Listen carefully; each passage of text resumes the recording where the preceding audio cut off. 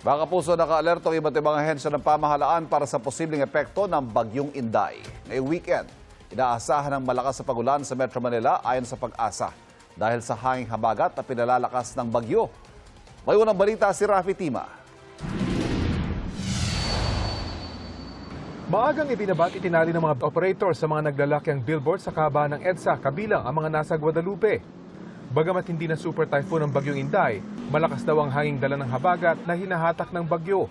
Ayon sa Pag-asa, hanggang weekend mararanasan dito sa Metro Manila ang enhanced habagat. Pwede na po ma-experience yung mga mahina hanggang sa katamtamang mga pagbuhos ng ulan dahil sa enhanced habagat.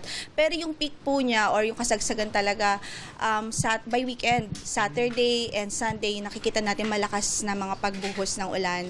Dahil dito, pinaghahanda ng Pag-asa sa posibleng mga pagbaha ang mga residente sa mabababang lugar. Ang ating estimate, 50 to 100 millimeters in just 24 hours. So, ang implication niyan, pwede siya mag-cause ng mga localized flooding.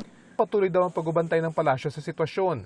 Activated naman na ang mga iba't ibang ahensya tulad ng Department of Public Works and Highways para sa patuloy na paglilinis sa mga major waterways, ang Department of Health para sa pangangailangang medikal, at ang Department of Information and Communications Technology para masiguro na may linya ng komunikasyon sa mga maapektuhang lugar. Ang Department of Social Welfare and Development nagpreposisyon na raw ng 4.7 million family food packs sa mahigit 1,000 warehouse sa buong bansa. Kami sumusuporta lang kami sa disaster response. Tandaan natin ang paradigm ng disaster response. LGU first ang responder, and then pumapasok ang national government to augment yung kakapasidad at kakayanan ng mga local government units natin. Pakiusap naman ng Metro Manila Development Authority sa mga mall owners, hayaang mag-park overnight ang mga motoristang posibleng mastrad dahil sa masamang panahon. Ito ang unang balita.